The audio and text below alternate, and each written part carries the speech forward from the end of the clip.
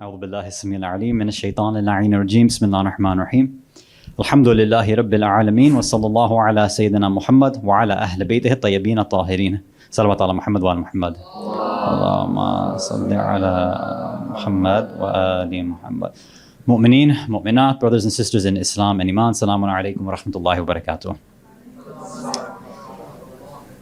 I had a few ideas of how to start. It was all going to be based on the kind of logistics in the space of the room.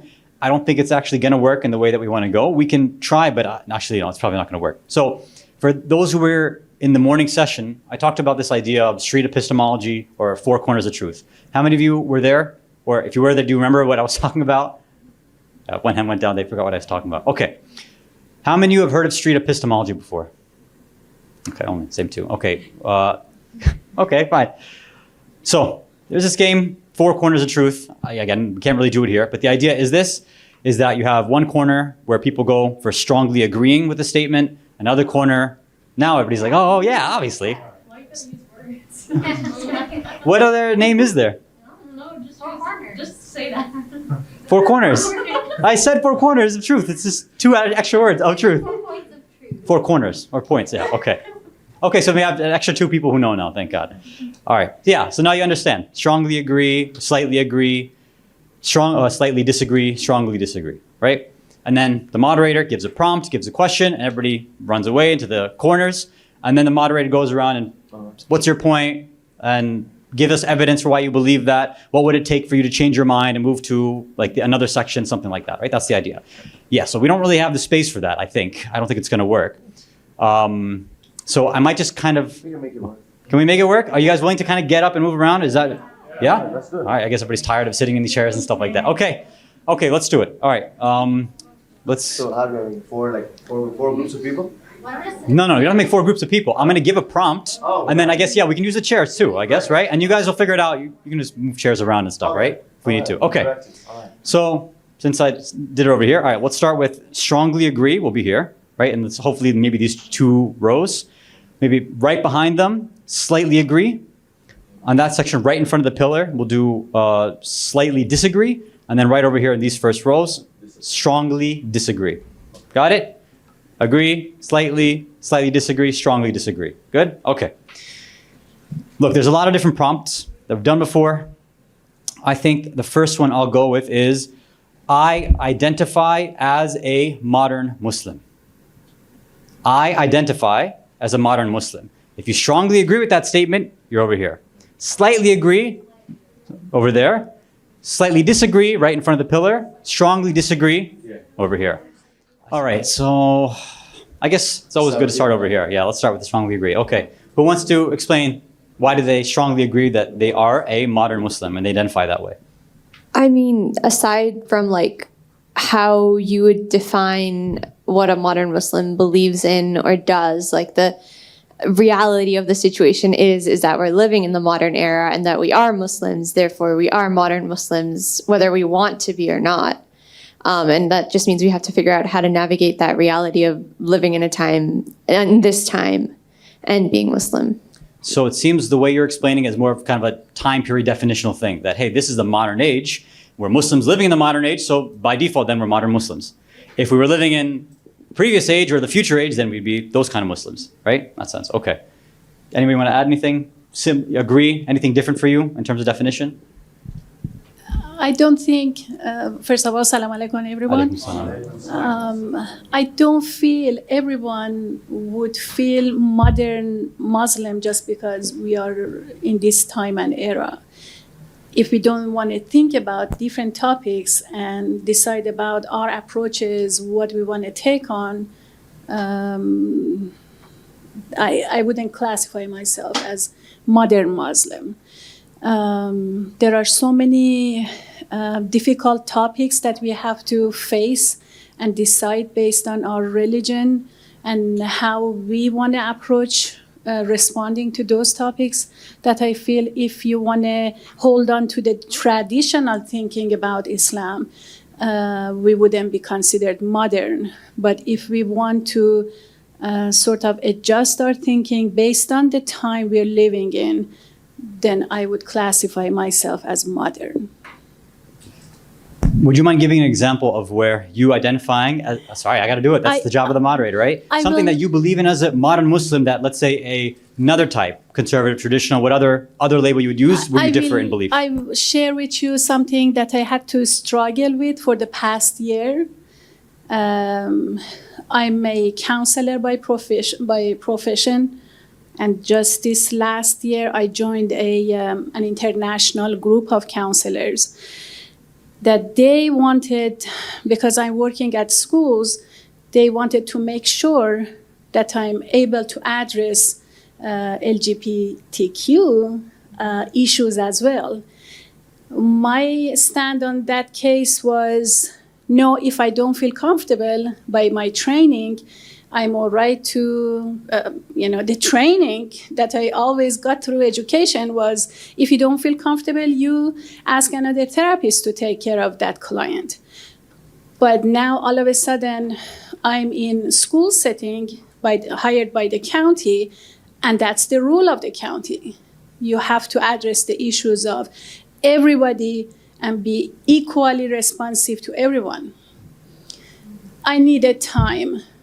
And during the past year, with the trainings, with the thinking, with facing my beliefs, my approach, I came to the conclusion that I've raised this in our meetings as well, that it's not as heavily as media and political topics that we constantly are faced and hear about. It's not as heavily in the society as it's portrayed, but yes, there is this topic, and we have to agree. We have to respond to their needs. Sorry, I have to interrupt you because we have to make sure we get everybody else's thoughts and ideas too. Sure. And we're running out of time. So, yes, that can happen too. Yeah. Just one sentence. If we have a newborn who doesn't have arm, who is blind, who doesn't have a leg, would we say, we have to prevent them from being active in the society? Someone is born as such. If they have issues sexually related which causes identity problems, then we have to address those concerns, those needs, those issues.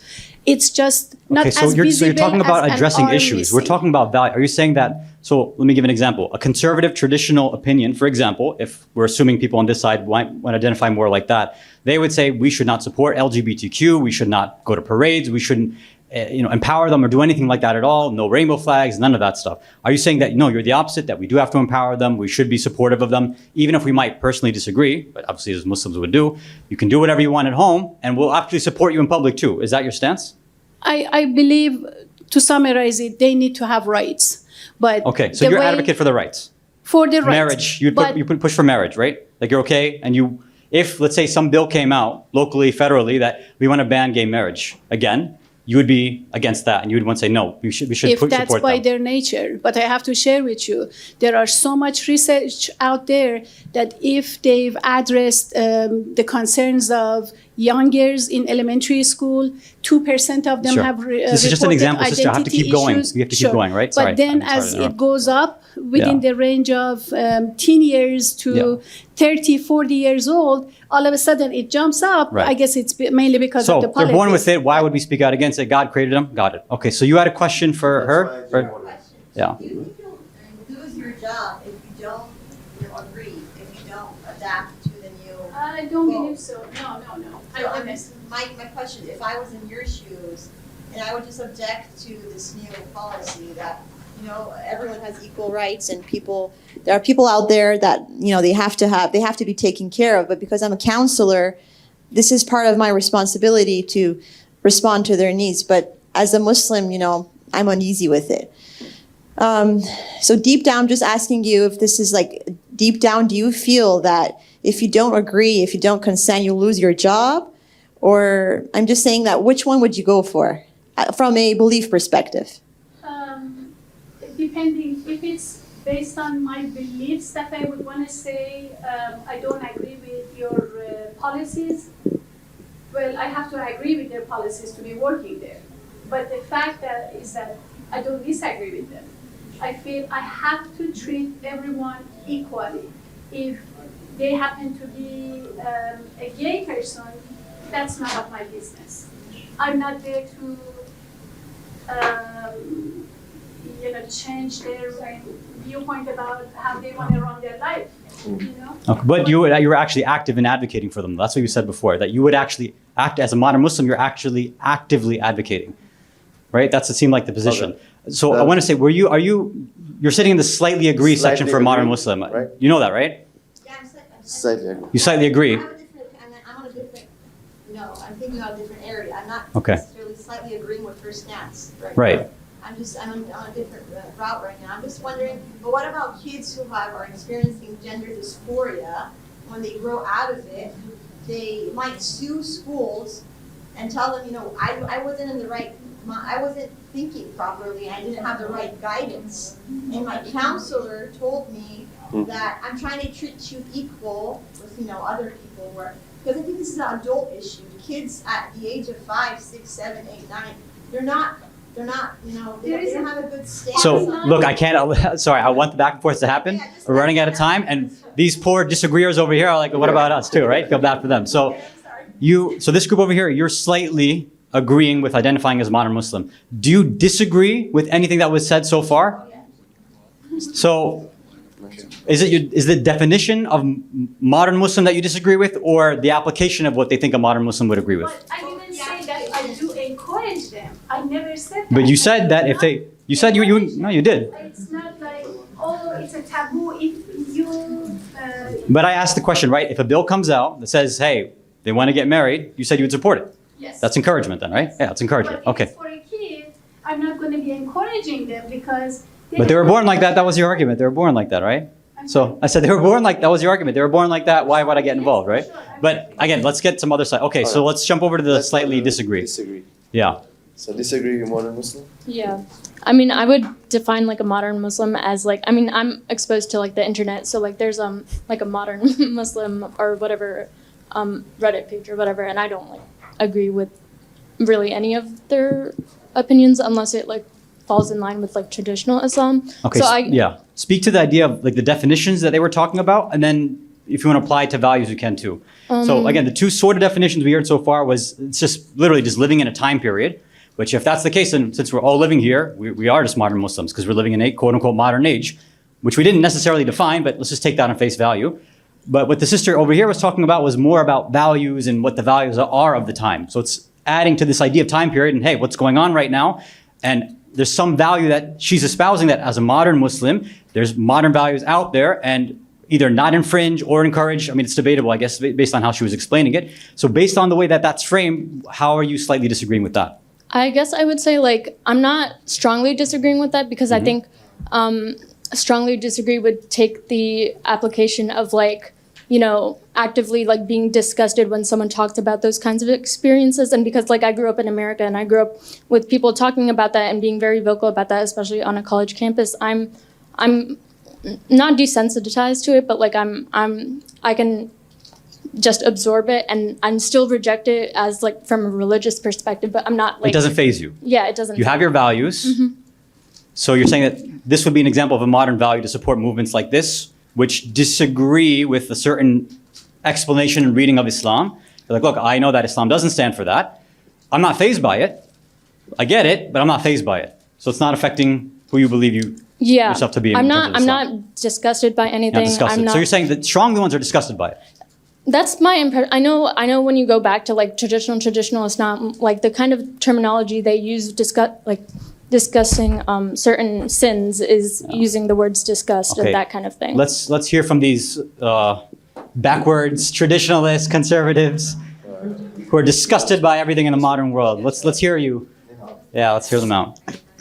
Assalamu alaikum wa Alaikum rahmatullah. salam wa rahmatullah.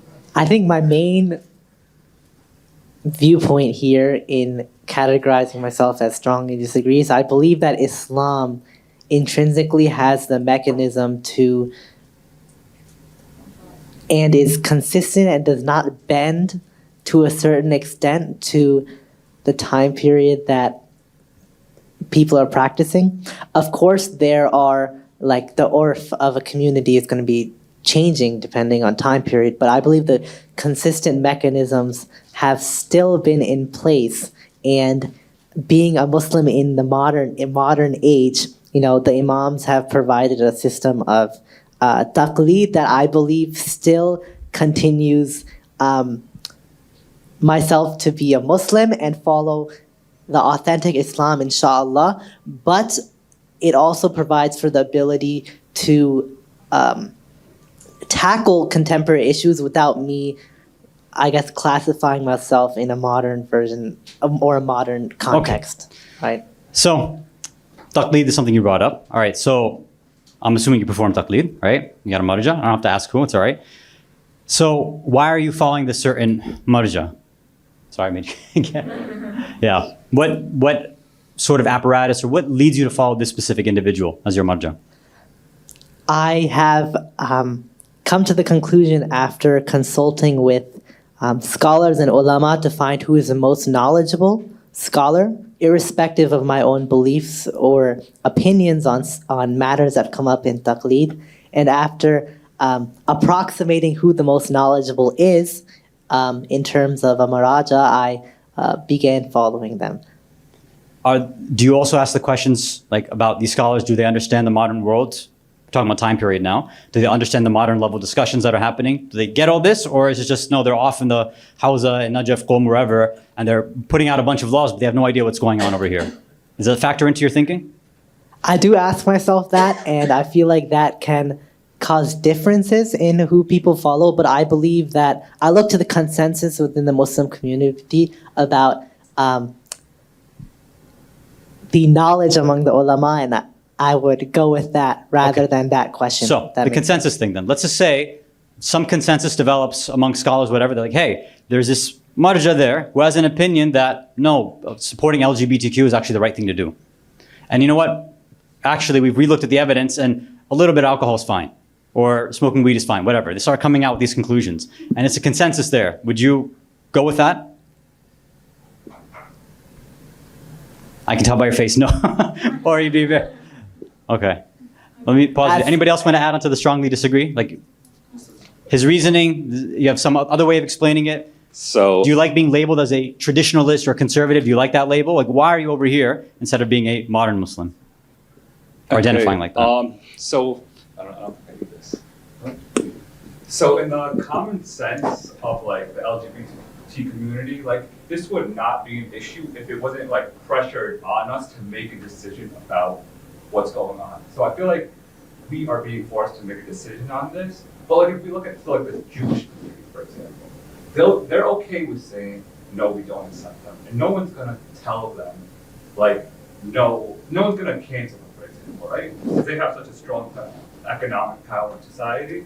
But like when Muslims get looked at, it's like we're like watching what their answer is, just in case they say yes or no, and then we're gonna like if they say no, we don't accept them, we're gonna give them backlash for it. So because of the pressure that there is, I feel like we're being forced to like grapple with this, and just because there's pressure from the side to say that we do accept them, doesn't mean we have to change on our stance.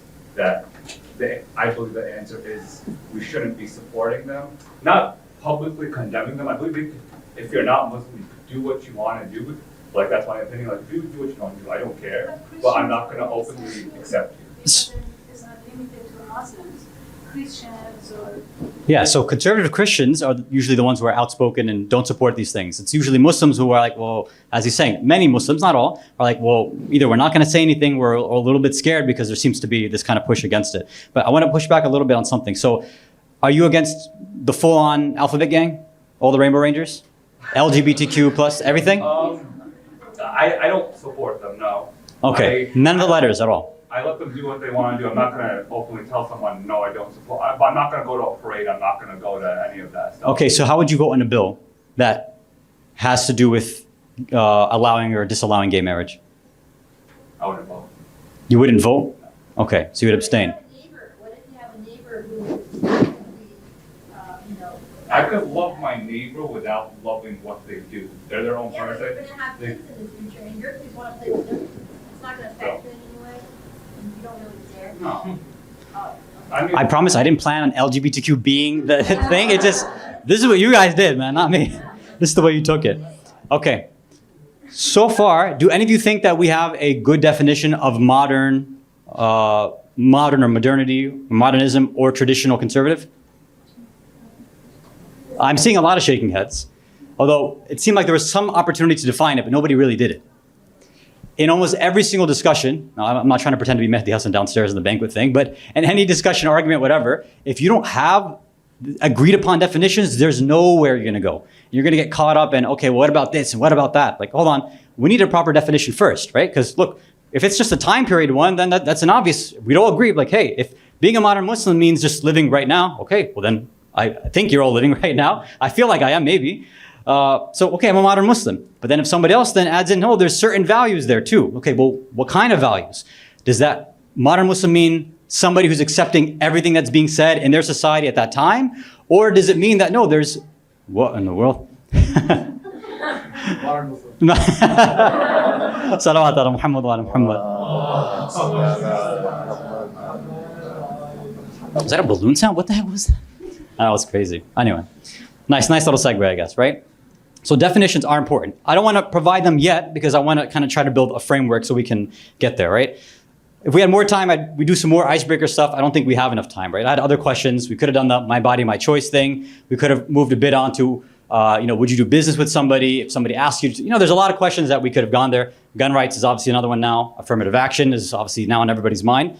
So hopefully we can try to get some sort of framework to at least get us to think about some of these things, and we'll move from there. Before we start, does anybody think they can offer a decent definition of either modern or tradition conservative or liberal or progressive, any of these buzzwords that we attach ourselves and use it to make as an adjective for us being Muslim? Anybody think they have any semblance of a definition for that?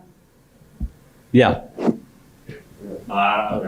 Yeah, taking the literal, you know how like the Quran, there's tafsir of it, and like people come to conclusions that aren't physically written, but like there's tafsir that can be taken from it, right?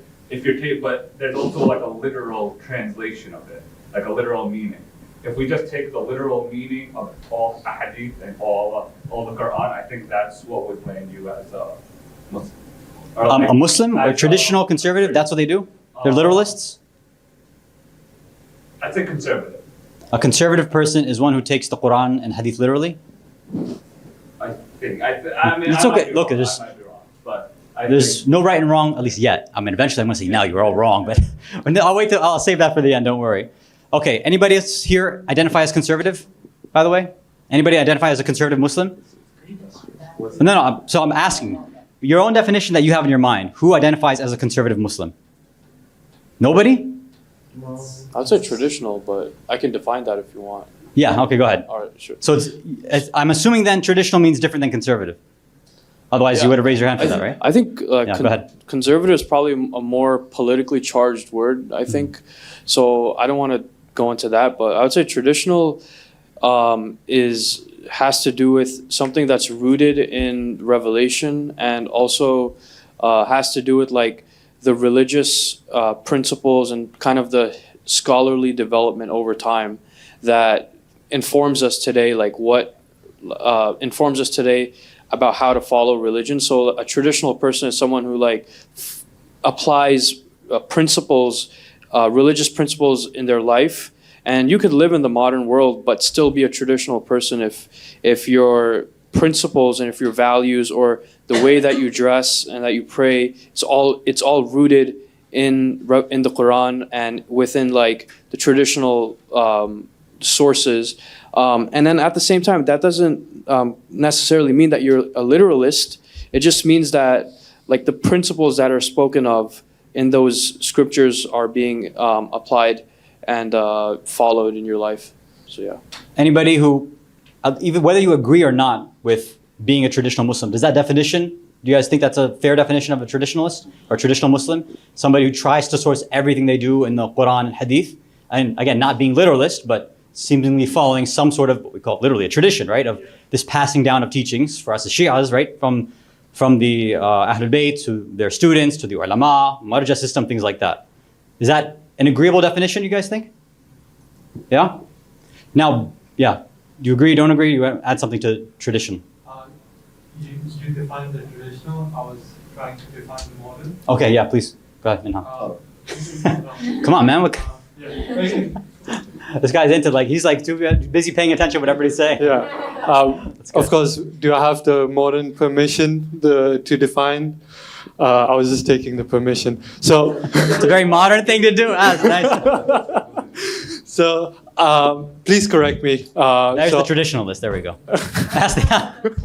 That's why I'm in the middle right now. Yeah. So I believe the modern Muslim is a Muslim who follows all the Muslim wajibats and does the Muslim thing, but they do not firmly agree on the modern ideology or the modern programs that the society is promoting, such as the Pride movement and other movements, such as what are other movements? Political other movements, but they do not agree. But they don't even act against upon. And I also have a understanding that modern Muslims have an imaginary haram line. They walk very close to that. And they don't touch it, but they walk very close to it. Please correct me. Fighting words, man. Oh, God. Okay. Yeah, go ahead. I think we touched on a lot except the cultural aspect, and that's where whenever I think of traditional versus modern Muslims, the culture aspect is always what I think of.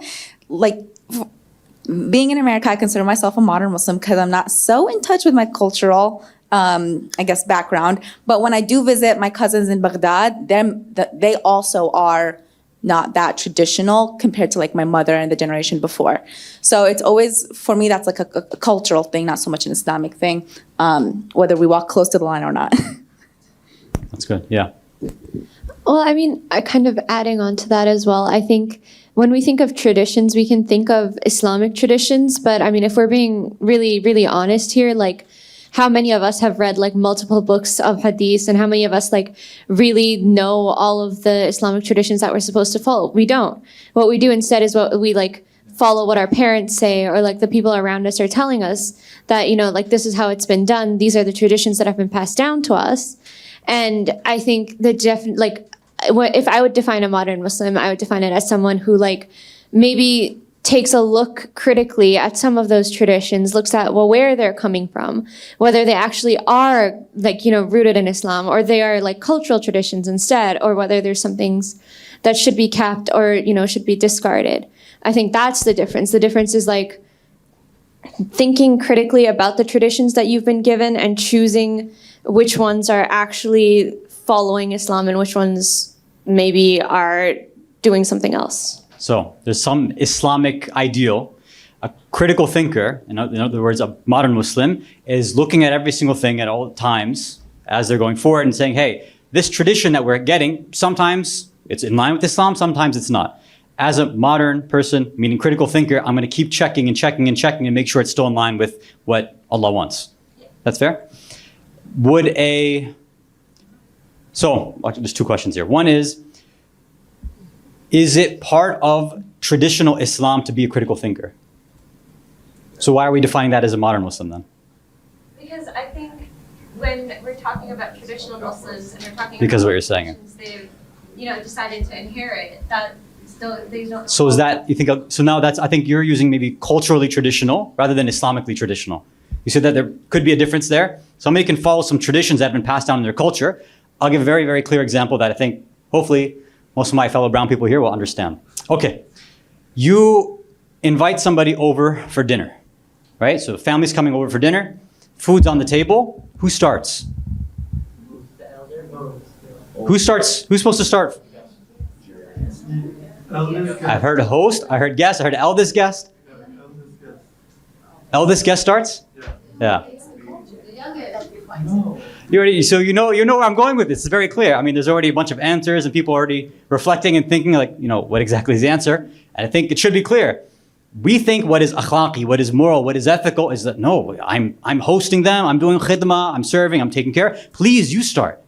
Whereas Islam has its own culture, its own tradition of what you're supposed to do. When you're serving somebody, yeah, it might feel bad if you just jump into the buffet and start eating right away, right? So like, no, the host starts, and when the host starts, okay, now you can go ahead. So you don't feel bad about it, right? And then the vice versa for ending is, although a lot of hosts, they just kind of sit there and watch the guests eat and eat and eat and eat and eat. Like, yeah, I'm done, but you keep going. It's fine, keep taking more. Islam says, no, keep on eating until your guest is done, and you be the last one. So they don't feel bad if they really are eating, taking a lot, right? So even that's one, I think, very clear example where there's a cultural tradition that's passed down, which is in stark contrast, completely contradictory to what Islam is saying. And we can do this. Food is probably the easiest example. Any cultural food stuff, related stuff to what we do is pretty anti-Islamic, right? Non-Islamic. It's very clear. That's like the easiest one. Money, marriage stuff. There's a lot of ways we can add on upon that, right? We can get even more controversial. I'm not going to do it because then it's going to, I don't know how many other hands are going to go up if I say this, but a thought experiment for you to think about for later. Would a person who marries more than one wife, would that family be considered a traditional Islamic family or a modern Islamic family? Think about why. Don't ask, because it's going to get crazy in here. It's already been nuts so far, but think about that. And I know it hurts. I know you heard it and it hurts. There's some cognitive dissonance already happening, right? You're bubbling. But the way, based on definitions, how you're going to answer it makes sense, because obviously, at one sense, a part of you is going to say, well, that's not what the modern world likes and doesn't make any sense.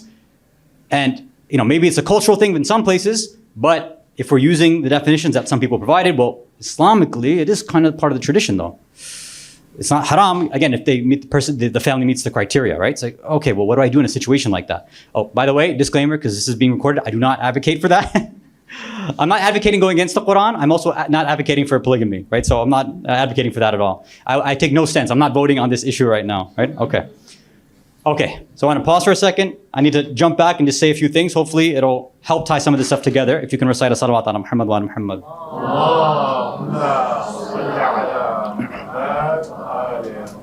Okay. I don't know if in the back you can see. I can't write too big. I didn't have any whiteboard app, so I'm stuck using paint. I'm a traditionalist. Sorry, I have to. Okay. You guys have heard of Allah before? I don't know if you've heard that name. Yeah? Okay. We're Muslims. We want to find out, hey, Allah, we love you. We like you. Thanks for making us. We appreciate it. Is there anything you need from us? Right? There we are, kind of at the bottom with the question mark, like, all right, Allah, like, I'm sure you want some stuff from us. Or if we're deeper thinkers, like, okay, Allah, we're here. I'm sure there's probably a way you want me to live my life that you like, that you intend, that's actually the best version, what the fancy people call kamad, right? Perfection and all that stuff. Or if you're into Sufism and Irfan, it's manifesting the divine names and all that good stuff. It's like, okay, well, I need to figure out how exactly do I get there? Or more importantly, did you end up passing anything down to me? Because if you left us alone, God, well, then it's on you. Then we can do whatever we want. If God has been silent, as some deists and others believe, well, okay, do whatever you want, right? No holds barred. It's open. But obviously, I'm sure I'm talking to some level of practicing Muslims and believing Muslims, right? Like, okay, well, God's like, don't worry, I got you, right? Here's some books. Here's some books. I'm going to send them with some people, right? I'm really, really trying to filter this down, right? I'm not going to use fancy terms and stuff, right? Obviously, you can use the word prophets. But the idea is, look, here's some books and here's some people. Or in other words, here's some books and here's some teachers, right? They got the textbooks. They're going to live the material. They're going to be with you. They're going to guide you through this stuff. And there you go. It should be good. It's like, great. So the person who was there in whatever, 700-ish or whatever, I can't say AD, right? That's not right. Let me go CE, right? Because there is a difference. And by the way, I apologize for the handwriting. First of all, it's this weird little 2-in-1 laptop pen. That's the way it works. And even if it was like a normal whiteboard, my handwriting would still be terrible. That's just the way it is, right? Okay. So now we have the system over here where these books, these teachers, right? For us now, very specifically for Shias, Quran, Ahlul Bayt, it's passed down, right? So somewhere along this line over here, we have, let's say scholarship, ulama. Yeah, I'll leave the diacritic marks alone, ulama. Okay, so they pass this stuff down, right? And now we have, here's some fiqh rulings for you. Here's some theology for you. Here's some philosophy. Here's some irfan. Here's some akhlaq. All these kind of things, right? Now, over here, we're like, okay, like I get it, God. I'm trying to, I don't want to switch colors. No. So I'm trying to get to you. You have ostensibly created some sort of system, Come on, green, where you at? There we go. This sort of idea, which I get to, it makes sense, right? That you would send some sort of guidance down. And I get it that, obviously we don't have contact with them. We're separated from that age. If we were with the prophets and imams, it'd be easy. You just go and ask. Although, disclaimer, even for the people around them was obviously very difficult, right? We as Shias know better than anybody. It was very difficult for the Muslims to get it right, or at least to act upon what was right. But so all this stuff is there. Okay, then you seem to have passed these things down to these scholars, and then centuries, or whatever, it comes down to us. So some individuals, rightly so, are going to say, all right, well, along the way, no, I don't do a new one yet. Along the way, what about, let's say, all this like new stuff that pops up, right? There's clearly things that are very clearly addressed in the Quran, in the Hadith, etc., right? Obviously, gambling, alcohol, simple stuff like that, that's there. Usually, Muslims leave that alone. They don't really touch it. Although there are some who have kind of messed with it a little bit, most leave it alone. And you won't really get a difference of opinion between modernists and conservatives and traditionalists and progressives. They're like, yeah, we get it. No pig, no alcohol, no gambling. We kind of get it, right? Okay. But now all these other sort of new issues start coming about, right? Again, I'm not going to write all the letters, but okay, like abortion is obviously, it wasn't exactly there, right? So, okay, abortion is one. I shout out ones if you have ideas about the kind of new stuff that you don't think is there. Climate change, right? Okay, that's another one. Some people would even throw in the idea of chess. Or what is everybody else's favorite controversy that happens every year? Yeah, sun, there we go, right? The poor moon. Music is another one, right? Okay, now I get rid of the word new. So these are the sort of the... Sorry? Interest, yeah, that's another one. Money, right? Money, man. Yeah. Money stuff. Like, whoa, they didn't have this, fancy financial system back then. We have it now, so now what do we do with that? A lot of people, when they ask questions about this, they say, we can't survive without interest. It's necessary. You have to take loans. You have to pay interest. What are we going to do? So now, okay, figuring out how do we go from here. So I'm running out of room, and I think I don't want to write anymore. Okay, let's see if we can follow. So there's going to be one group, which, as has kind of been understood, which are traditionalists. They say, look, this stuff was laid down. It was all mentioned. The principles are there, and that's what we stick with. There's no straying from this. These are our values, and that's it. Whereas another group is saying that, look, these same values, okay, they were espoused there, but there was variables that were missing. They didn't have the full picture. Right? So maybe they said, whatever, there's a jinn on a cracked glass or something like that because they didn't understand hygiene and whatever. Or there's all these narrations about quote unquote medical intervention methods because they didn't have modern medicine. Or you can go on and on about these things. They say they didn't have it, so now we have to use the tools that we've been given to look back at these things and maybe change it.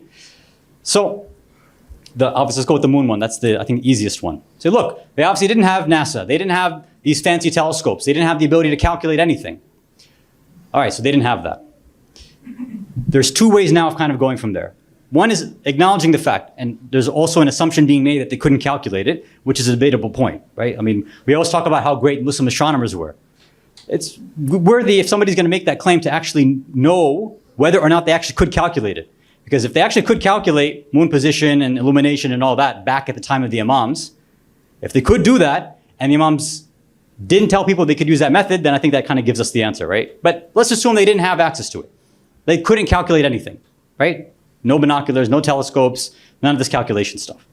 So they didn't have that. So, okay, what my understanding in, again, two ways, the traditional conservative way is that, hey, the Quran, the Hadith, they say, go out and look for the moon. You see it, great. You don't see it, one more extra day. Very simple method, right? Another group, again, I'm trying to leave the labels out because I want to focus on the method and the technique of thinking behind it.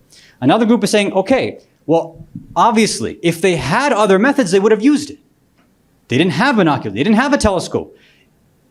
God wants us to follow a timetable. We can have that timetable. In fact, we can do better than them because our timetable now, because of calculations, we can make in advance. I know that's always everybody's sort of woe is me argument too, right? Like, oh, well, we don't know what days to take off of school and off of work because, we don't know exactly what day it'll fall on. And that's what I call modern, first world problem, definitely, right? But it's like, oh, I wanted to go to Bermuda, but I can't now because I don't know what days to take off. Like, okay, Eid Mubarak, right? So again, this other group is like, look, they didn't have it. They didn't know it. We now, because we know what God is intending, He wants us to just have this timetable. He wants us to figure out if the moon is there or not. Well, we have other methods of doing that. So let's use that, right? So here's the issue. The modernist approach for all of these things assumes that we can jump into the mind of God in the first place. Right? That's the modern idea, is that, hey, I know behind the scenes, God, I know what you meant. Don't worry, I got you. So I'll fill in the blanks for you. You didn't mention telescopes, or you didn't mention NASA, or any of these things. Don't worry. Or beyond that, forget it. We're not even going to worry about sighting the moon. We'll talk about the actual birth of the moon, which they say it's calculable, right? So we'll go by birth. The other group will respond, hold on a second, where did you make that jump? Where did God say, I want you to follow a timetable based on the birth of the moon, or based on a calculation of the moon? He said, God didn't say anything like that. And that other group will come back and say, well, yeah, God is addressing, and the prophets, imams are addressing people of their time. Why would they bother addressing that in the first place? They couldn't, because they wouldn't have understood. Again, that group will then respond, say, hold on, are you saying that God does not have knowledge of time and space? That he doesn't understand what's going to happen in the future? And the Ahlul Bayt, same thing? Are you saying they didn't predict certain things happening in the future, especially when we have whole sections of narrations which make these predictions of the future? For example, people cross-dressing, which you mentioned that narration probably 10 years ago, people would be like, oh, that's never going to happen. And now you have to affirm it, right? So it seems like some of the future prediction stuff seems to be on point, right? Say, okay, so then they're having this sort of back and forth. But at the end of the day, it's all about approach. One group is saying, we don't have the right and the liberty, and it's unjust for us to try to assume we can know the mind of God. The system that God has left us through the prophets, the books, the Quran, Ahlul Bayt, this system marja'i, all this is what has been established for us. We're going to stick to that. If God wanted something else, we would have figured that out. Like he would have left it out and spelled it, in some way. But the other group is saying, hey, it has been spelled out. God has said, think about it, reflect, use your aql, use your intellect, use rationality, use science, use all of this. Like he said to do all of that.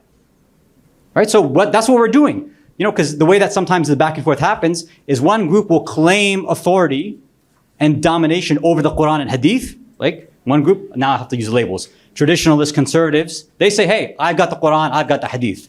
You modernists, you're just going off with whatever society says. But if you ask modern Muslims, they don't toss out the Quran, they don't toss out the Hadith. So look, we're using them, but maybe we're understanding something slightly different than you conservative traditionalists are. Maybe when we're looking at these things, the way that God's describing it, or maybe from, like, for example, the story of Qawm Lut, the way that you're looking at it might be different than the way that we're looking at it. So it's kind of a battle of trying to figure out what is the way to get to God. One group is saying we have no right to try to jump and superimpose our ideas onto God and to assume we understand the spirit of the law. And the other group says, no, God has given us that ijazah, that permission, and is forcing us, saying, yeah, use modern stuff to go and figure it out. I want to pause there. Let's see if we can start recite a salawat ala Muhammad wa ala Muhammad.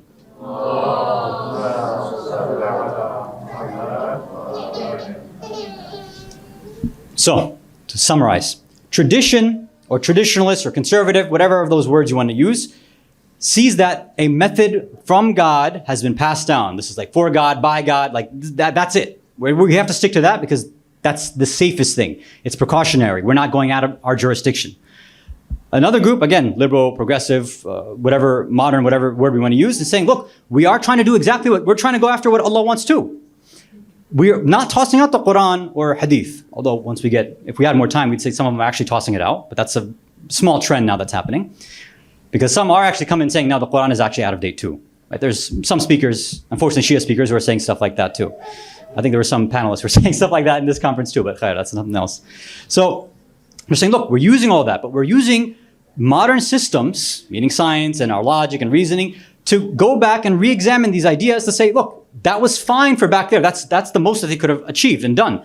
But now that we have a different set of variables, different ways of approaching it, we also have to kind of update our method too. So yeah, now, summarized, thoughts, comments, feedback before we try to do something in the last, I don't know how much time we're going to have, but 10 minutes? 10, 15 minutes, okay. Okay.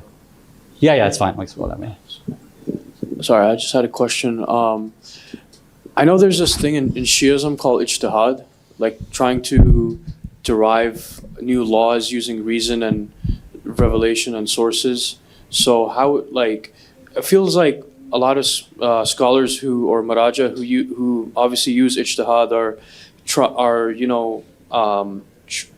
a lot of times they sometimes have developed new laws or ways to approach modern problems. So would you say that ijtihad is kind of I don't know if we want to call it modern, but a traditional way to maybe like tackle some of these problems in the modern world, and is that also considered a modern approach as well? And if you can also explain like ijtihad as well. I know it's a very big topic. So I'm gonna, this idea of parked questions, whatever. So I'm gonna write it down, and if you can keep going, and then at least I'll just try to take down notes and stuff, if this pen wants to work. Yeah. Similar question, but like, what happens if there's an issue where there's like no clear hadith, or there's like hadiths that contradict each other? Like, how can we use a traditional approach in that case?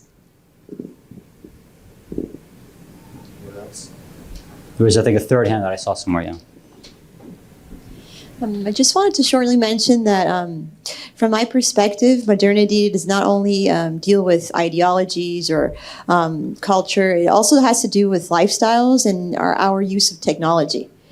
I think that wasn't mentioned at all. So I think how we use technology, I think that is one critical point that we also has to be discussed. And it also has a say in if you define yourself as a modern Muslim, or even if you don't want to define yourself as a modern Muslim, you are, if you want to engage in any area of Islam, in this day and age, you will use technology. So I think the concept of technology and how you define that also has a lot to do with how we live in this day and age. So I think, yeah. Thank you. Okay. Anybody else before I try to dive into this? Okay. So the ijtihad questions is probably the perfect one there. So this is an attempt to understand, hey, ijtihad, or this idea of it's legal reasoning, right?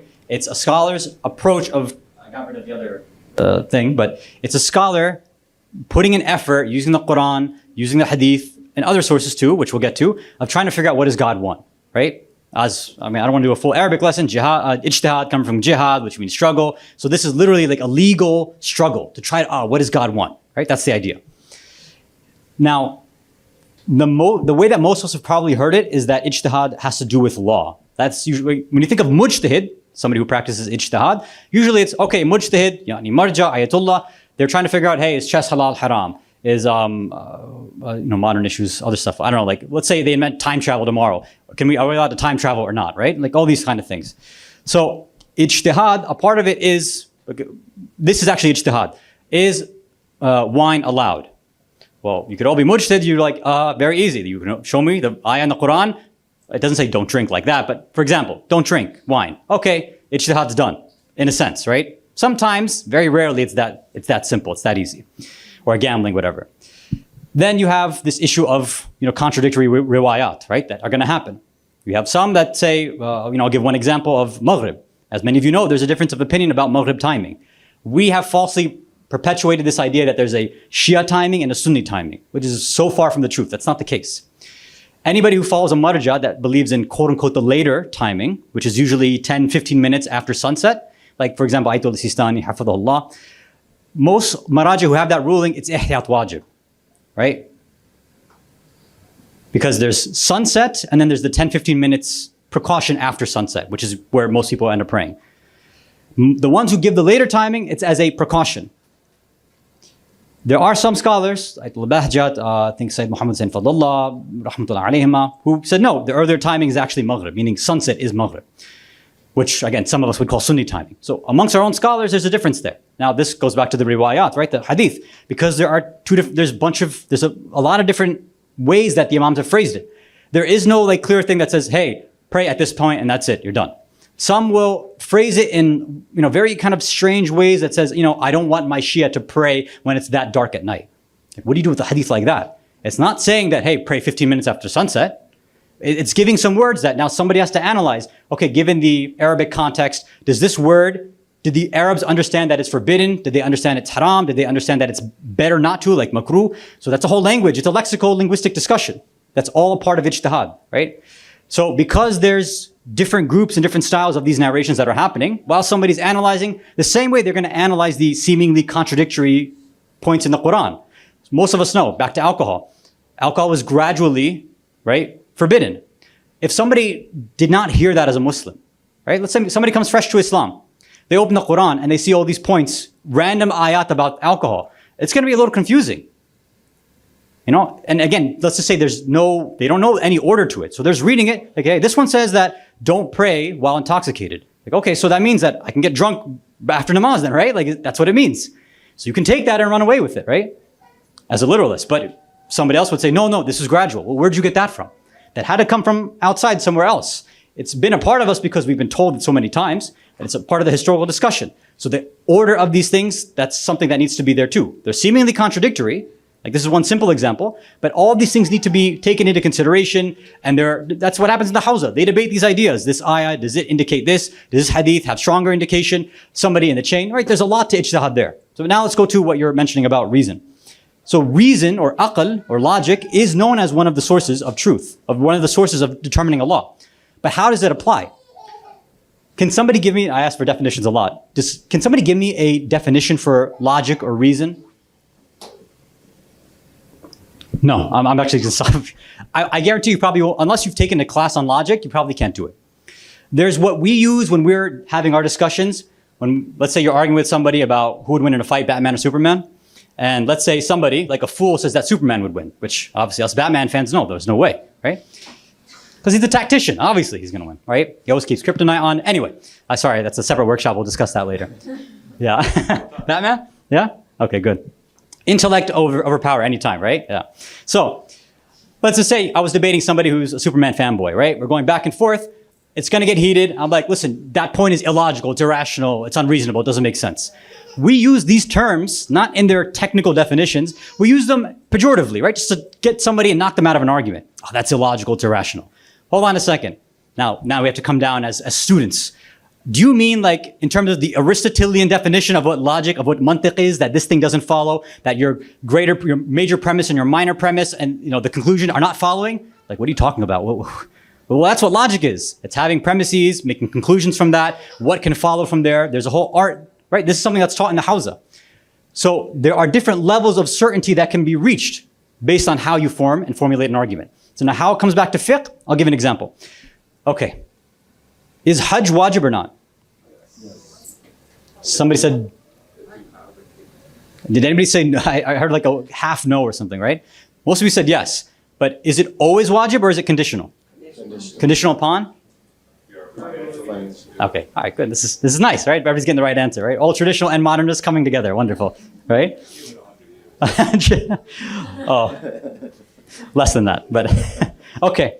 So we know the person, once they're financially capable, then it's wajib to go on Hajj. Okay, let's just say everybody's got enough money now to go, like, okay, I got the money, go on Hajj, time to go. Now, me thinking, hey, God says it's wajib to perform Hajj. But he didn't say that I have to get on a plane. He didn't say that I have to get a visa. He didn't say I have to go and buy a ticket. He didn't say that I have to go to an embassy. He didn't say any of these things. So, God, you told me to go perform Hajj, but I can't because I'm sitting in my computer chair in my home office. So the other stuff's not wajib, so I don't have to do that, right? So pure reason says, look, the muqaddama, the preliminary and prerequisite for something wajib also becomes wajib. Meaning, if it's wajib to perform Hajj, every single prerequisite and preliminary to go for Hajj becomes wajib too. Meaning, it's wajib for you to get up out of your bed, to go to your computer, to order the tickets, to go to this horrible new invented nonsensical Saudi system, right? Like now, unfortunately, it's debatable depending on your marja, but basically, yeah, that's what's required. Another one, which maybe will be an easier example. Salah, wajib, right? Yeah. Is wudu wajib or not? Yes. It's not. By itself. The answer you got was right. By itself, wudu is not wajib. But since it's a preliminary for salah, with your aql, a mujtahid's aql, not you and I, but a mujtahid saying, look, this has to be deemed wajib because otherwise you can't get to what God wants you to get. So anything that will lead you to what God wants you, and this is how reason is applied, we'll get there. And there's discussions in the usul al-fiqh books about how that's the case and what are the limits for what that actually means, right? So that's how reason is used in law. It's actually, there's very small areas where that's actually applied in that place. what we usually think reason ends up looking like when it comes to law is, let's give a very clear example, right? Hijab. I'm not being judgmental. I'm not trying to be condescending to anybody. This is an easy issue to use in terms of the modernity traditionalism debate. Traditional opinion, very clear. Quran, Hadith, this is what hijab ruling and definition says. Easy for that group. Modernists or liberals, progressives, whatever, again, word you want to use, will say, hold on, we understand it for back then. There's historical context, you can't toss that out. The society was different. The nature of women in society was also different.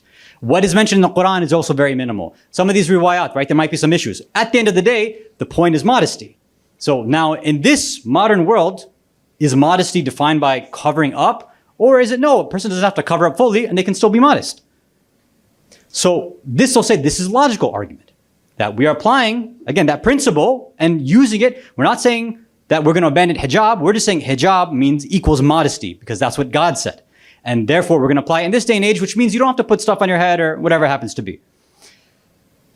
The traditional response is that, well, besides saying, well, God didn't say that, is like, okay, well, who defines what modesty is, right? Does that mean then that if you go to a nude beach, there is no, the definition of modesty is, there is none, right? It's actually, nudity is the norm at a nude beach. Does that mean then that a Muslim can go to a nude beach, apply that definition and say, yeah, nudity is fine? Because that's what the urf, that's what the people are doing. So the question for all this then is, that's not a logical argument. You're trying to reason things out, which is fine. That's ijtihad. You're looking at the ayat of the Quran, you're looking at the hadith, you're looking at contextual clues. That's what traditional scholars are doing and they have been doing. For chess, for moon sighting, for all this stuff, for hijab. That's why there are many mujtahideen who have this same discussion. They think that it's only feminists who talk about this, or it's only liberals and progressives. These same discussions about moon sighting and hijab and chess and polygamy, all this stuff, this same back and forth takes place there in the books. Our issue, when I say ours, I'll take a little bit more blame. Well, not me, but the other Turpan people, I'll give them some blame. When you look at Sunni websites, when somebody asks them a question, they'll get some ayat of Quran and some riwayat to try to prove their point. If you open up the Tawdi al-Masail, the Risala of your Marja, what do you see? Haram, halal, mustahab, ihtiyat, wajib. It's just law, right? It's just literally, it's like a manual for a board game. It's just like, here's the rules and that's it.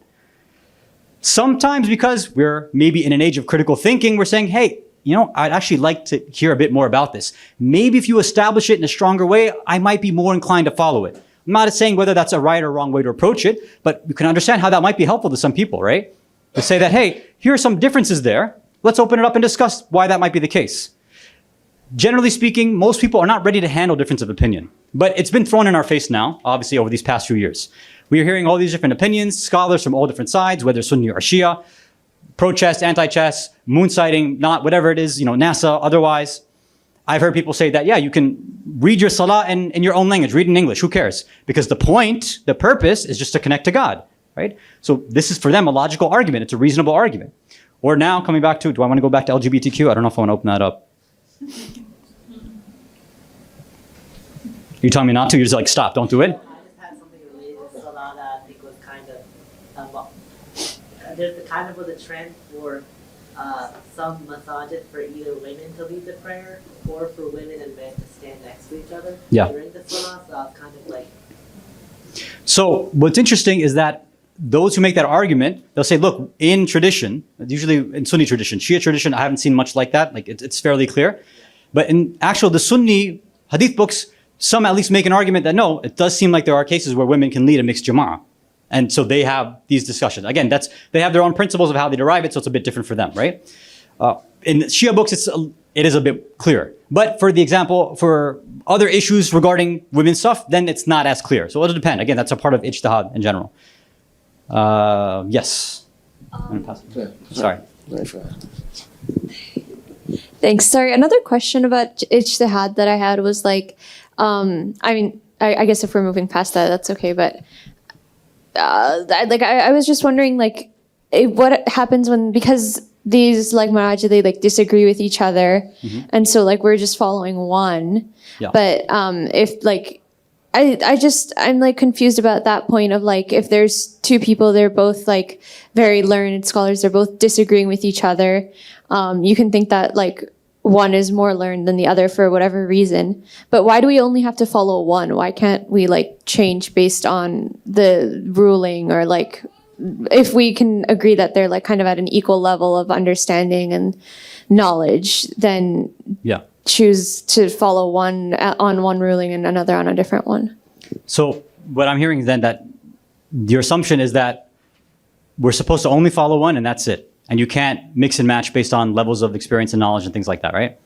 So the ruling is you're actually supposed to follow, if you know somebody's more knowledgeable in a specific topic or an issue, you actually have to do kind of switch taqleed to them for that issue. As an example, let's say, these are examples, do not quote me on this. Well, I won't use names, it'll be easier. Ayatollah A, how you come to know it is actually important, but let's just say you figured out a method. Ayatollah A is the most knowledgeable in the section or the book of Salah, in namaz. Okay, so then follow him on that because you've come to a conclusion that he's the most knowledgeable on that. But maybe there's an Ayatollah B that, no, his Hajj rulings, he spent more time on that and he's more learned on that. Then it's actually, you have to actually do that. And it's in the taqleed books. In the section of taqleed for pretty much any marja, it'll say, hey, if you find out that that's the case, or as the other example you gave, if you find out and believe that there are two people, two marjas or more who are equal in their knowledge, most marjas say, then you can, as we say, fatwa shop, you can do whatever you want. If, for example, one marja says chess is haram, another one says chess is allowed, and you come to the conclusion through proper research that they're both equal, then one day you could say, I'm not playing chess, it's haram, and then 5 seconds later pick it up and say, actually I can play now. You can follow whatever ruling you want, right, in that sense. Now, the real question though is, how did anybody come to that conclusion in the first place? The average person, whenever, again, I don't like to push people, but actually no, I do a little bit. How did you come to your decision about who you do taqleed to? How did you figure that out? If it's supposed to be the most knowledgeable person, right, in the examples they give, if it was in medicine or any other discipline, you'd follow the most knowledgeable person, wouldn't you? Well, asking an honest question, how many of you go to the most knowledgeable doctor in your area?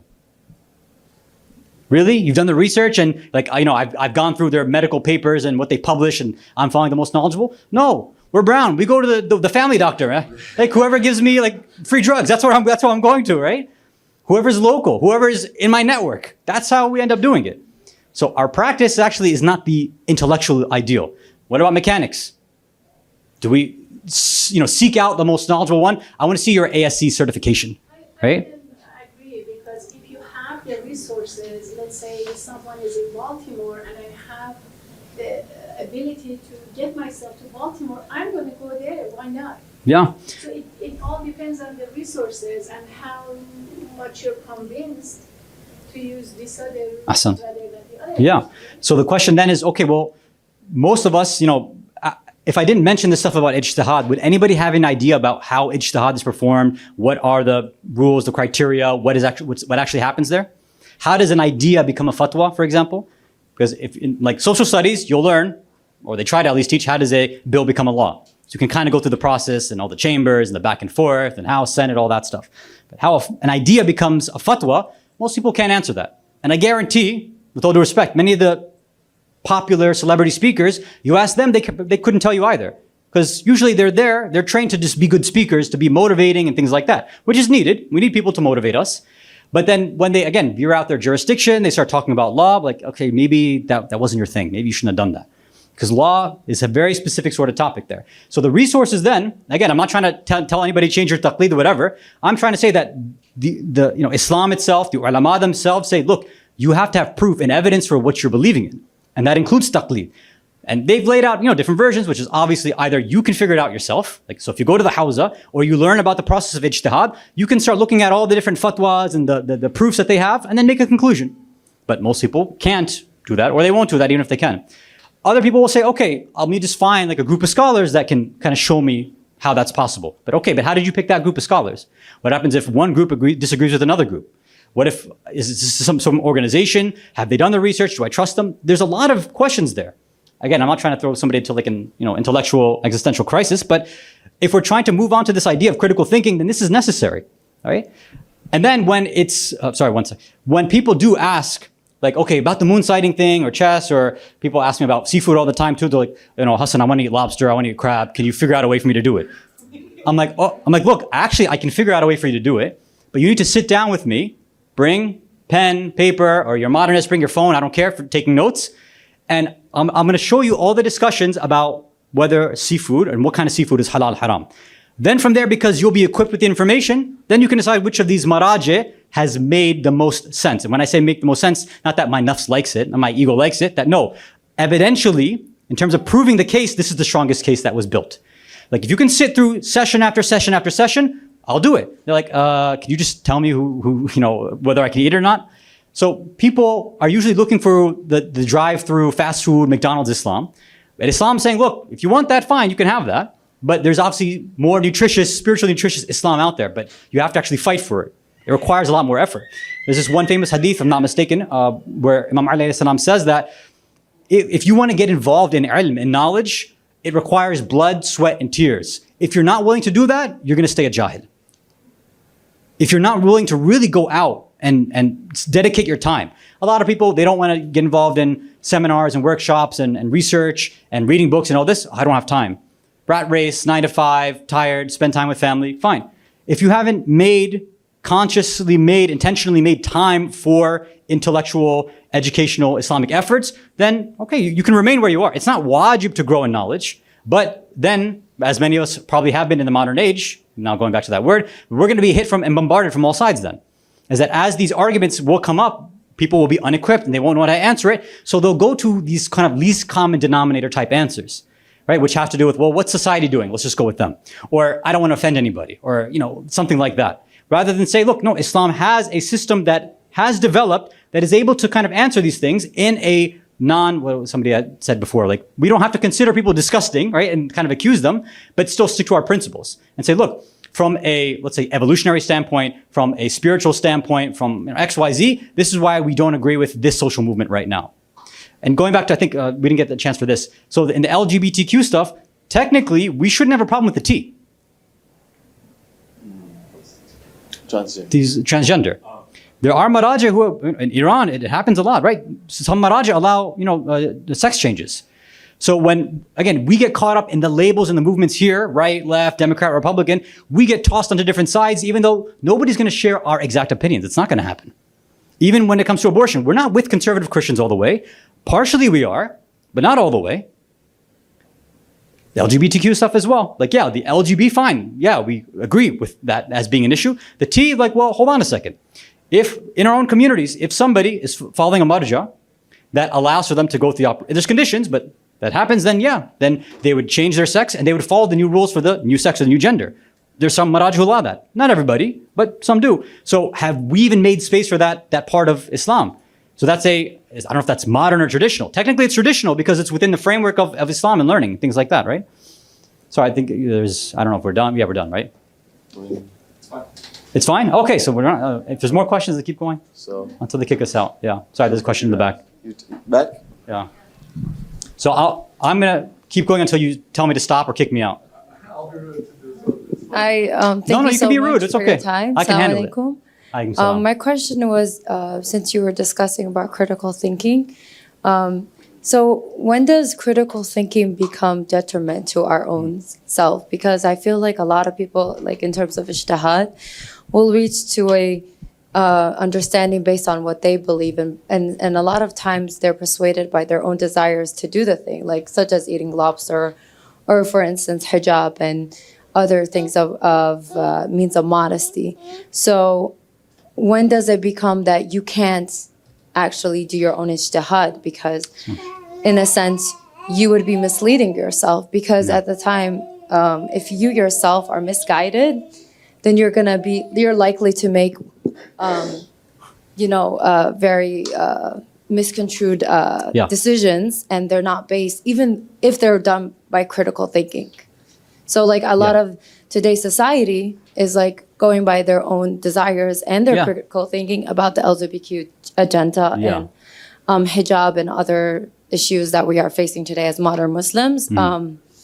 So when does critical thinking actually lead more harm than good to the modern Muslim? Thank you so much. No, that's a wonderful question. So a few different angles, but the primary one, which is a difficult one, is we have to critically think, is everybody a critical thinker?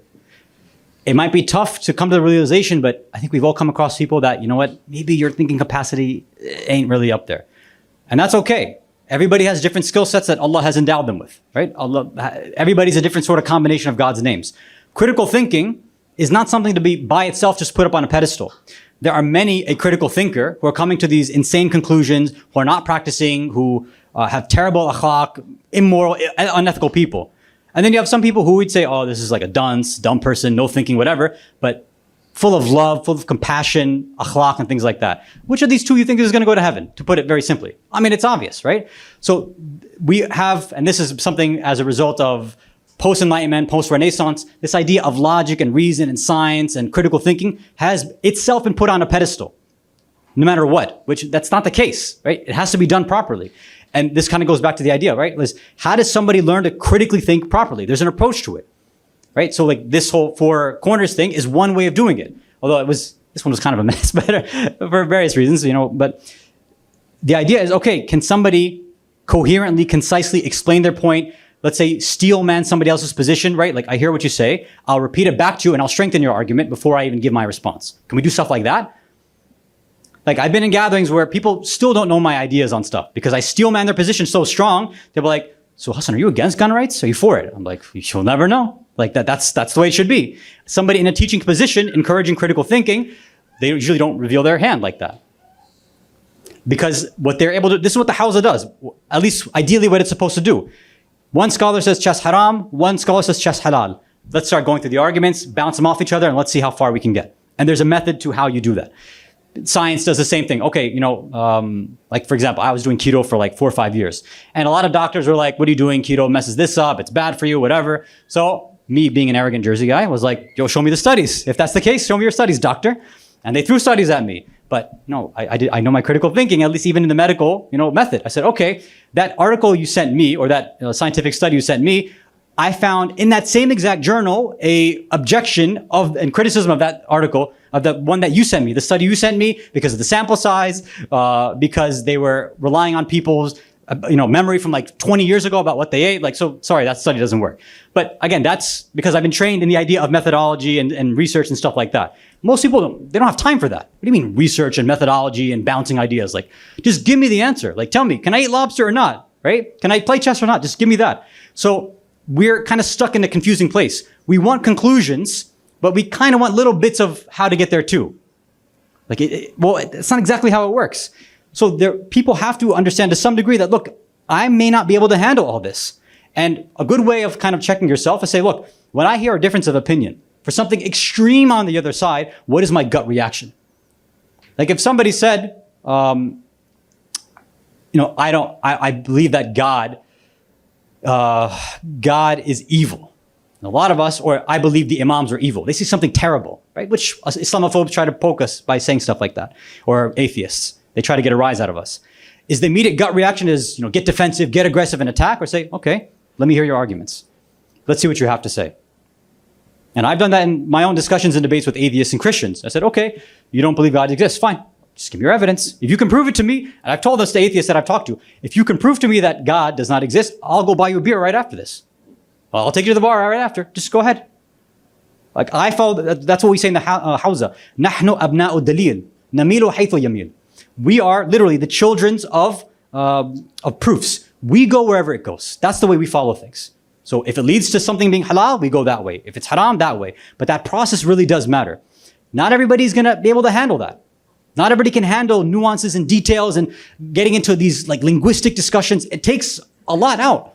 It's not in other people's disciplines. Like if it's like money and accounting, I'm like, look, I don't want to hear it. People talk to me about investments. No, don't talk to me about crypto and NFT. Like I get lost in those things. Some people can talk sports all day. I can't do that. But hey, you want to talk Marvel and DC and get down to the details? Yeah, I'll do the tafsir, 100%, right? And I will prove to you conclusively why Marvel is objectively better than DC, right? Marvel movies, not Marvel movies. DC animated is better, but anyway, yeah.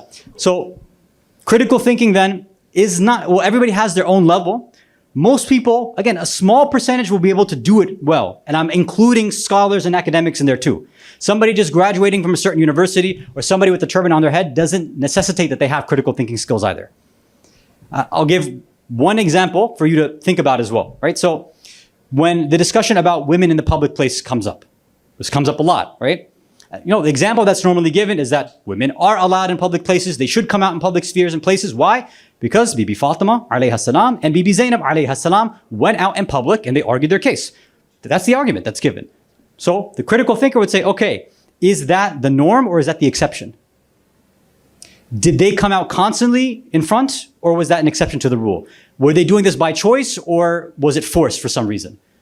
You say, okay, is there another side? There's some side that's saying, no, keep women at home and throw them in the back of the closet in the dungeon and all that stuff. Like, okay, as much as they might disgust me when they say stuff like that, if you've got proof, you have Quran, you have Hadith, I have to sit there and hear it. And even though I might not like the answer, I have to see how you're able to make that argument, right?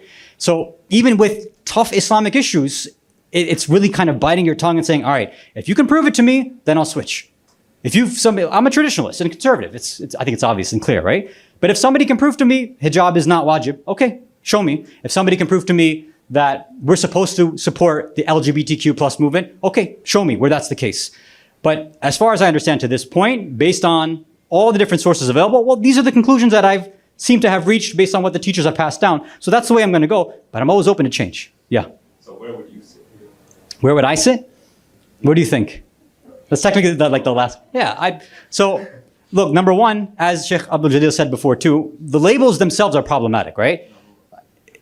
Look, it's kind of a very cliche thing to say, well, Islam is just Islam and that's it. Well, look, there are different ways of applying Islam. So I'll give you a version where I might be a modern Muslim, so to speak. A modern Muslim would agree that we have majalis in Muharram for 10 to 12 days, where we have a speech and then poetry. A traditionalist would actually say, none of that stuff is in our riwayat. What did the Ahlul Bayt do? There is no have a lecture. There is no poetry before and after, and then let's give everybody food. This is not what they did at all. The history for how Aza and Azadari developed is, if you're being a Shia Wahhabi about it, so to speak, then it's simple. The Imams would have poets, they would cry, and then that's it. And sometimes they would give out food, but even that's debatable. It was poetry night. There was no speech. There was no ma'tam. None of that happened. There was no people getting in circles or in lines and having this like harmonious recitation. This is a modernist approach to it. We have modernized that. And for those of you who know your Islamic history, some of these empires in the past used it as socio-political tools to mobilize Shias. And there's all that stuff too, right? You can quote Safavids if you want, and actually go back to the Buyids. That's where all this stuff first starts. And you guys know history better than me, probably. So you can trace all these things. But is it a bad modernization? I don't think so. Especially when you're thinking about the fact that a lot of us don't have the full Islamic information that we need. Because we're away from the tradition, we're not living in an Islamic civilization, I don't have Islamic schooling and learning and teaching and all that stuff. Well, I got to fill that gap somehow. Well, hey, a bunch of Shias end up showing up to the center for these 10 days. Hey, this is a good way maybe that we can impart some information. Let's bring somebody and let's talk about some stuff. Oh yeah, sometimes the stuff they talk about is, yeah, but our scholars have said you need to bring stuff up that matters, right? Day-to-day sort of affairs. Salawat ala Muhammad wa ala Muhammad.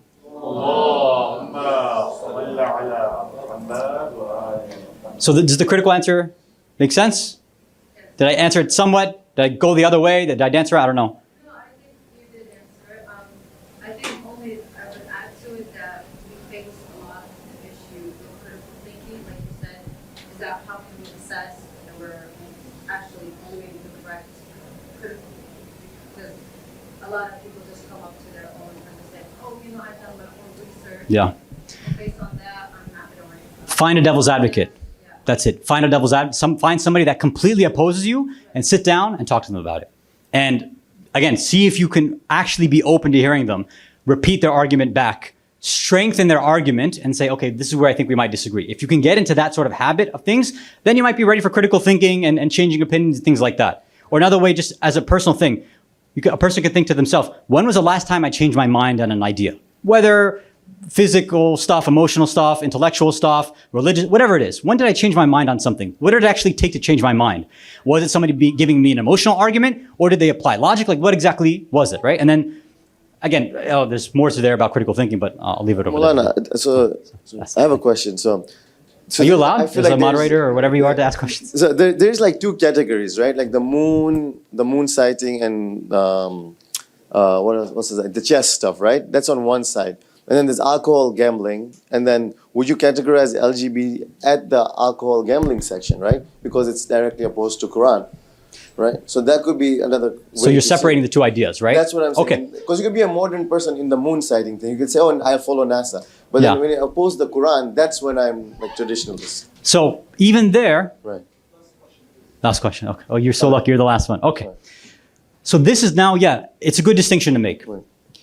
We are actually now, this is not simply, look, the fiqh issue part, I am assuming most people kind of get it. Like, okay, I know that, for example, homosexual acts are haram.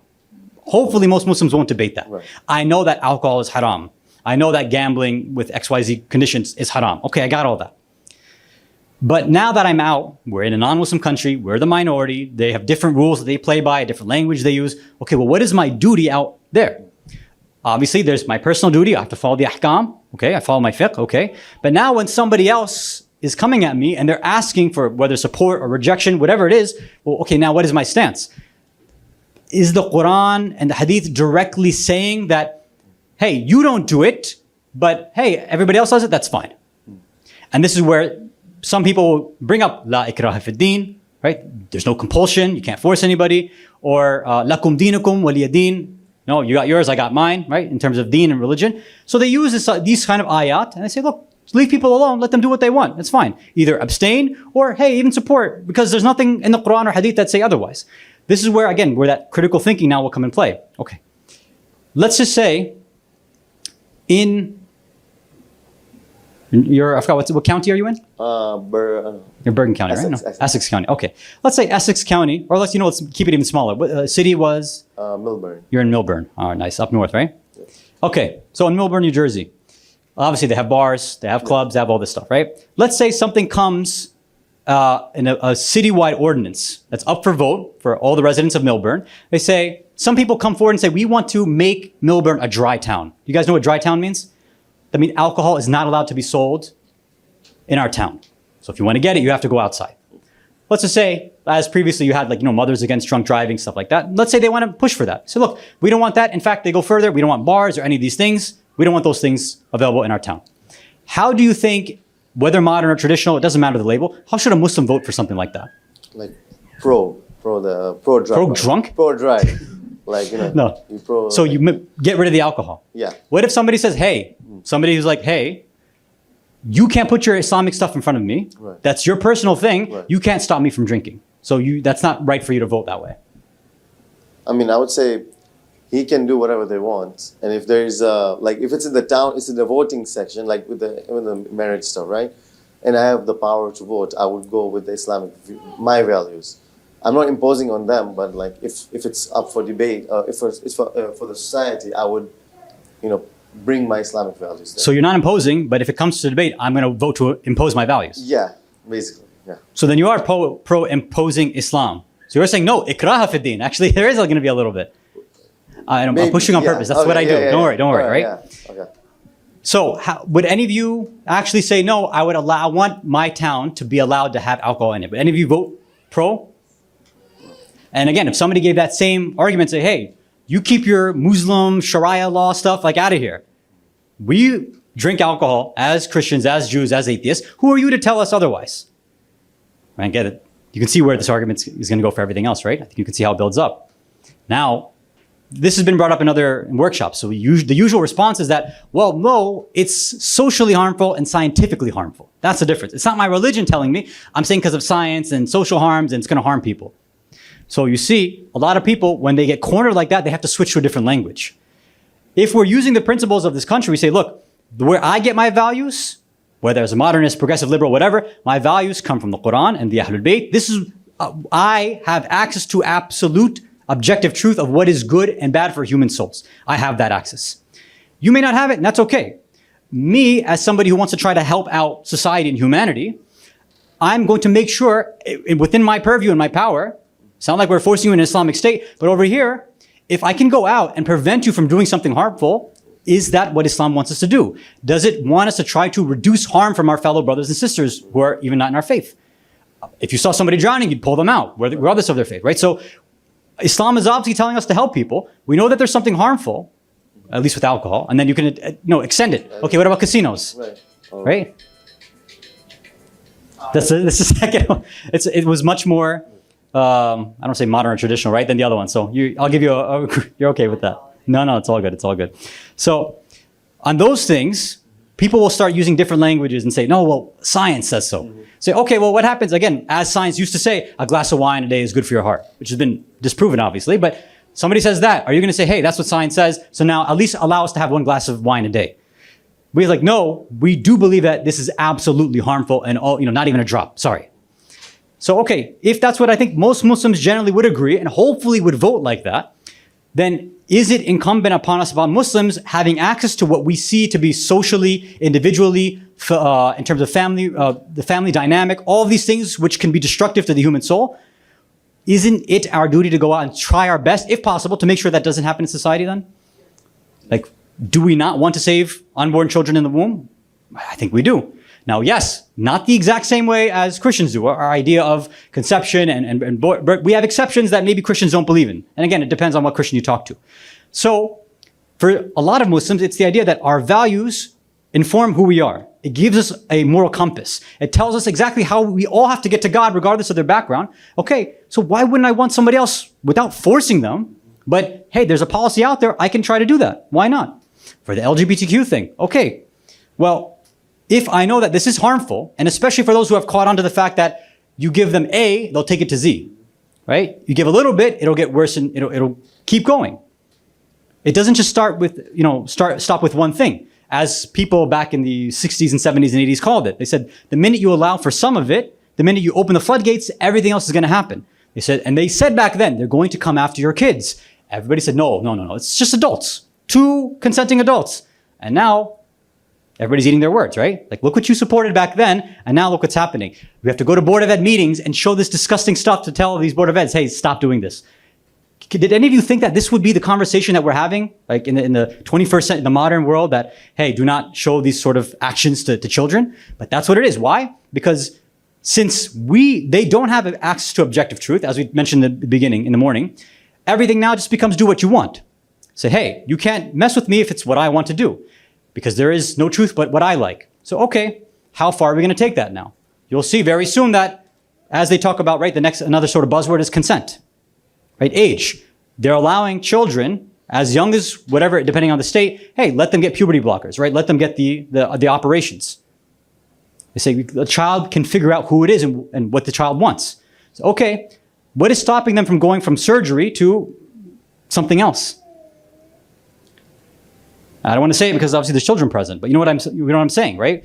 They're talking about one type of relationship between consenting adults, and then they're slowly, very, very slowly, if you're paying attention, though, what they're doing is trying to change the definition of consent.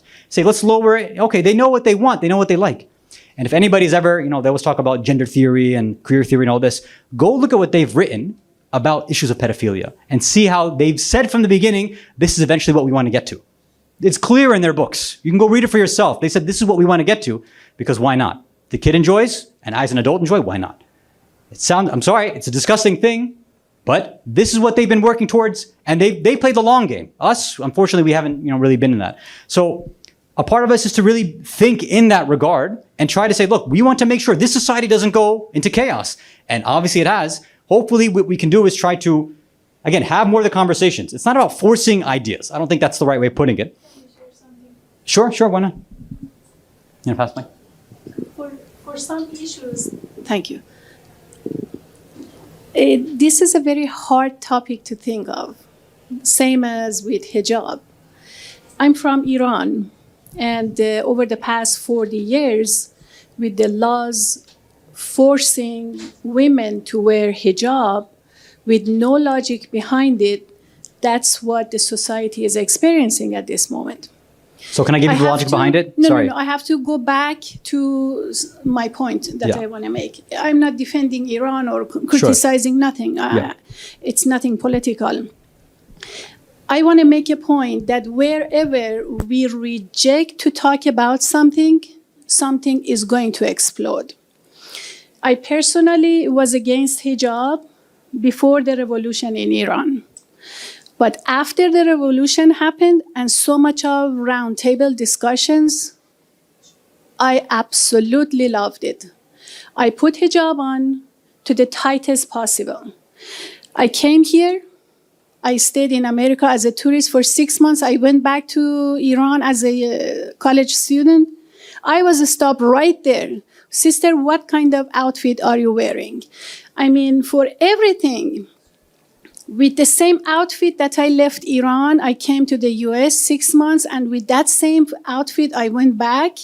I was criticized in my own home country. What I decided 2 years later when I came to the States, I did not want to wear the flag of Iran. I always dressed modestly, and I can tell between modest as opposed to what it's not. And I see so many new generation, the way they dress in the malls, they are, with hijab, but the modesty, you don't see it much there. I'm sorry to say for some of our sisters. Anything, I guess, if it's forced, if doesn't have the logic and reasoning and discussion behind it, is going to come back at us. Yeah. What if I had a child who was born without a gender, not knowing which way he or she is going to be ending up? You mean I with would have to- ambiguous sex, Exactly. you mean, not gender, right? I mean, Although if you're using sex and gender to mean the same thing, then yeah. So I feel if we keep, just as Bardar Jalil mentioned, we have to keep educating ourselves. Yeah. We have to, on a daily basis, find the time, other than prayer, the mandatory prayer, the one that we know it's for cleansing our souls. We have to find the time to reflect, truly reflect, and then think of what we did, and if the way we treated others the same way we were treated for that day, would we be happy about the way we treated others? As someone that inside, I'm a believer for so many things. I try. But just because I don't wear hijab outside, I've been rejected by the ones who wear hijab. And because of my beliefs, I'm rejected from the side who don't appreciate hijab. So I feel it's hard. Yeah. It's hard. It's a daily adventure, daily hard work that we all have to do regardless of where we stand. And as long as we keep educating ourselves, keeping our hearts open, knowing who, the the new generation that we are dealing with, hopefully things will change for the better. I do not want to advocate for LGBTQ, but I do think them as human beings too. The way agendas are behind the scenes with the politics, I'm totally against it, 100%. I know it's out of proportion. Anything you want to talk about, you're being bombarded with this idea. It's not, but I do believe, yes, yes. So Sorry, I think we have to stop. It's only like sorry, sister, we have to 2% stop. Yeah, they're trying to close it. So thank you so much for your comment. I appreciate that. It makes sense, this idea about, I think I'll stick around here if anybody else has any other comments or things they want to share. But no, I appreciate you sharing that idea about force. The idea of force itself is also, again, one of those other charged words. We have to think about, is all force bad? Is there some force that's good? As a parent, when I force my kid to get a shot or a vaccine, is that now bad all of a sudden? Was there some types of forcing which is necessary? We're done with COVID, I think, but the word force got brought up a lot too, in positive and negative connotations, right? So it's wonderful to be able to critically think like that. And more importantly, as you're saying, there has to be akhlaq and ethics along with this idea too. If you're not educating people while you're trying to get them to do something, then it seems like we'll detract from the actual principle and proof. Okay. Thank you guys so much. Apologies that went over time, but hopefully it was beneficial. If there was anything that was said that was helpful, then alhamdulillah, all khair and goodness is from Allah. If there was anything that was said which was probably offensive or triggering or all that stuff, I apologize. That wasn't my intention. I'm just poking and prodding to get people to, again, literally critically think, to kind of go outside the box a little bit, to try to move beyond, just the way that we've normally thought about things. Hopefully it's encouraged that. But if still there's something that I said that offended you, I apologize. Please give me a chance to try to correct it and maybe improve and learn from you, inshallah ta'ala. Thank you again, once again. Salawat ala Muhammad wa ala Muhammad. Allah.